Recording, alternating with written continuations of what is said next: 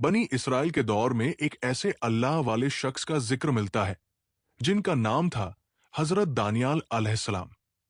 ये वो समय था जब जालिम बादशाहों का राज था और जो भी अल्लाह की बात करता उसे सजा दी जाती थी।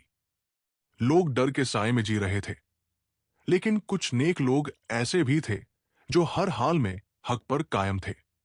उसी दौर में एक जालिम बादशाह ने सपना देखा। वो सपना इतना खौफनाक था कि वह रात भर कांपता रहा। सुबह होते ही उसने अपने ज्योतिषियों और दरबारियों को बुलाया और कहा, मैंने एक अजीब सपना देखा है। अगर तुम सच में इल्म रखते हो तो पहले मुझे बताओ कि सपना क्या था, फिर उसकी ताबीर भी बताओ। अगर नहीं बता सके तो तुम सबको सजा दी जाएगी। दरबारी घबरा गए। उन्होंने कहा, ए बादशाह, आप सपना बता दें, हम उसकी ताबीर कर देंगे।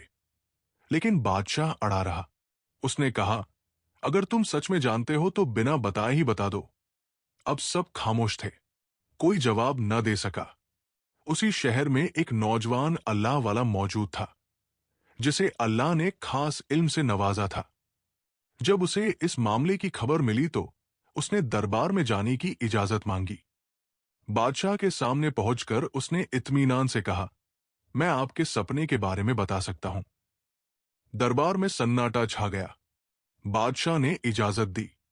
उन्होंने कहा, आपने ख्वाब में एक बहुत बड़ी मूर्ति देखी जिसका सिर सोने का था, सीना चांदी का, पेट पीतल का, टांगे लोहे की और पांव लोहे और मिट्टी के मिले जुले थे।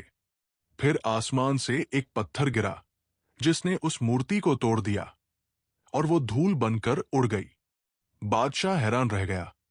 ये बिल्कुल वही सपना था जो उसने देखा था।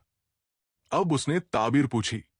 उन्होंने कहा, ये अलग अलग हिस्से अलग अलग हुकूमतों की निशानी है।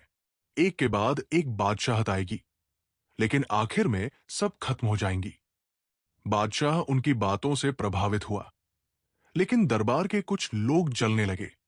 उन्हें डर था कि अब ये अल्लाह वाला शख्स बादशाह के करीब हो जाएगा। उन्होंने चालें चलनी शुरू कर दी। धीरे धीरे उस नेक बंदे की इज्जत बढ़ती गई। लोग उनसे मसले पूछते, सलाह लेते, लेकिन दुश्मनों का दिल जलता रहा।